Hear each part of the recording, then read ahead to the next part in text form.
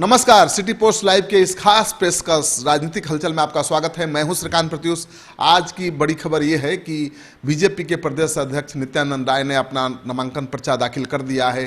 रामविलास पासवान के छोटे भाई रामचंद्र पासवान ने समस्तीपुर से अपना नामांकन पर्चा दाखिल कर दिया है, लेकिन बीजेपी प्रदेश अध्यक्ष और रामचंद्र पासवान दोनों की जीत आसान नहीं होगी, क्योंकि दोनों जगह बागी उम्मीदवार हैं दोनों ही दलों के, और इनकी परेशानी बढ़ी हुई है। और दूसरी खबर यह है कि आज पूरे पटना में एक बात को लेकर चर्चा रही कि अखिलेश सिंह का जो पुत्र है आकाश, मोतिहारी लोकसभा से चुनाव लड़ रहा है पहली बार। उसने अपने पिता के संशय को दूर कर दिया है जब पहली बार वो कार्यकर्ता सम्मेलन में गया अपने मोतिहारी शहर में, और हर पार्टी के महागठबंधन के हर घटक दल के नेता वहाँ मौजूद थे और आकाश को भाषण देना था। अखिलेश सिंह की सांस अटकी हुई थी कि पहली बार कैसा भाषण देगा, कहीं कोई गलती न कर दे, लेकिन उसने धुआंधार भाषण दिया और अखिलेश सिंह को ये जता दिया कि उनसे ज़्यादा समझदार है, उनसे ज़्यादा राजनीति उसको आती है और उनसे ज़्यादा बढ़िया भाषण भी देता है। तो अखिलेश सिंह गदगद थे, पहले तो डरे हुए थे, संशय में थे कि बेटा क्या करेगा, कहीं खेल न बिगाड़ दे, लेकिन बेटा ने ऐसा धुआंधार भाषण दिया कि खूब जमकर तालियां बजी।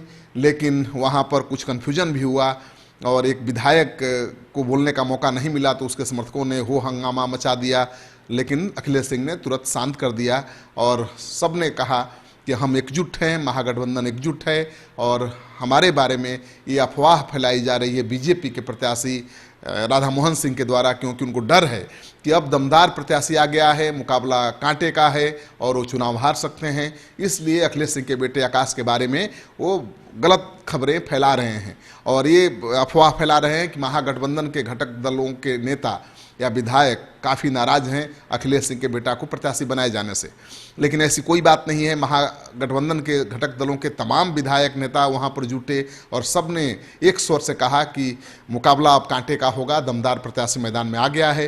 अब देखना यह है कि अखिलेश सिंह का बेटा पहली बार राजनीति में कदम रख रहा है। अखिलेश सिंह का ये पुराना क्षेत्र है, यहाँ से लोकसभा चुनाव जीते हुए हैं और अभी राज्यसभा के सांसद हैं। बेटे को अपनी सीट सौंप दी है विरासत के रूप में। अब बेटा उनकी इस राजनीतिक विरासत को कितना आगे बढ़ा पाता है, ये सबसे बड़ी बात है, देखने वाली बात होगी। लेकिन राजनीतिक गलियारे में भी चर्चा है कि अखिलेश सिंह ने जिस तरह से आरएलएसपी के टिकट का जुगाड़ कर लिया अपने बेटे के लिए, उसको लेकर कांग्रेस में भी घमासान मचा हुआ है। और कांग्रेस में तो वैसे भी कई ऐसी सीटें हैं, कांग्रेस की परंपरागत सीटें, जो इस बार सहयोगी दलों के खाते में चली गई हैं, जिसको लेकर लगातार पुराने कांग्रेसी अपनी सीटों पर दूसरे दलों को प्रत्याशी उतारे जाने के विरोध में हंगामा कर रहे हैं। कांग्रेस के दफ्तर में लगातार बवाल हो रहा है और डर से कांग्रेसी दफ्तर नहीं जा रहे हैं। तो ये सब राजनीतिक हलचल मचा हुआ है बिहार के राजनीतिक गलियारे में। और दूसरी खबर यह है कि राजन तिवारी ने एक बहुत बड़ा आरोप लगा दिया है लालू यादव पर। उनका कहना है कि जो जायसवाल हैं बेतिया के सांसद, उनकी पैठ है हर राजनीतिक दल में और उन्होंने ही लालू यादव से साठगांठ करके उनका टिकट कटवा दिया है, क्योंकि उन्हें डर था कि राजन तिवारी महागठबंधन के उम्मीदवार होंगे तो चुनाव हार जाएंगे। तो राजन तिवारी ने सीधे आरोप लगा दिया है कि पैसा लेकर या साठगांठ करके संजय जायसवाल ने उनका टिकट आरजेडी से कटवा दिया, नहीं तो वहीं उम्मीदवार होते। उनका कहना है कि लालू यादव ने आश्वासन दिया था कि वहीं चुनाव लड़ेंगे, उनको ही टिकट मिलेगा। 3 साल से तैयारी कर रहे थे और अचानक जायसवाल ने अपने साख का इस्तेमाल करके उनका टिकट कटवा दिया। अब बीएसपी के उम्मीदवार के तौर पर वो चुनाव मैदान में उतरने की तैयारी कर रहे हैं।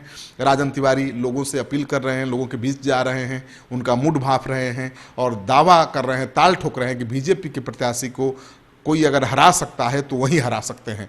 तो उनकी कोशिश ये है कि जो आरजेडी का महागठबंधन का एमओआई समीकरण है उस पर उसको साधा जाए किसी तरह से, क्योंकि उसके समर्थन और सहयोग के बिना यहाँ की लड़ाई जीतना मुश्किल है। तो राजन तिवारी ये आश्वस्त करना चाहते हैं अल्पसंख्यकों को, यादवों को, कि उनका मकसद केवल बीजेपी के प्रत्याशी को हराना है और महागठबंधन यानी लालू यादव को मजबूत करना है। तो देखिए अब राजन तिवारी का ये तरकीब कितना काम आता है, क्योंकि राजन तिवारी अगर महागठबंधन को उम्मीदवार होते तो निश्चित रूप से कड़ी टक्कर देते, इसमें शक की कोई गुंजाइश नहीं है। लेकिन अब जब वो महागठबंधन को उम्मीदवार नहीं है कहां तक उनको ब्राह्मण समुदाय का समर्थन मिलेगा और किस हद तक यादव मुसलमान अपने महागठबंधन के प्रत्याशी को छोड़कर उनके साथ खड़े होंगे, ये सबसे बड़ा सवाल है। और रालोसपा को एक तगड़ा झटका लगा है। रालोसपा के जो सांसद हैं शर्मा, रामकुमार शर्मा, उन्होंने आज पार्टी से इस्तीफा दे दिया है और जमकर भ्रष्टाचार का आरोप लगाया है उपेंद्र कुशवाहा पर। उन्होंने कहा है कि उपेंद्र कुशवाहा ने हर टिकट को बेचा है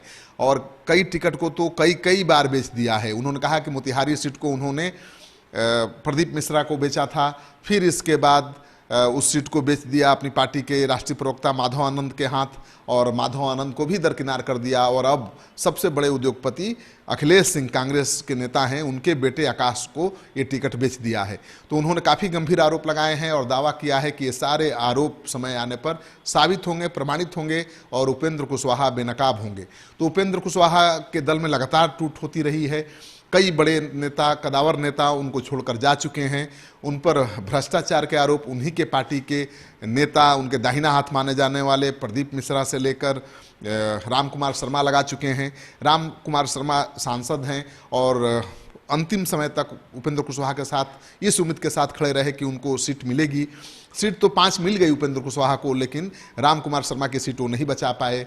और जब रामकुमार शर्मा को लगा कि उपेंद्र कुशवाहा ने भरोसे में लेकर उनको पैदल कर दिया है, तो उन्होंने भी बगावत कर दी है और आज पटना में प्रेस कॉन्फ्रेंस कर जमकर हमला बोला है।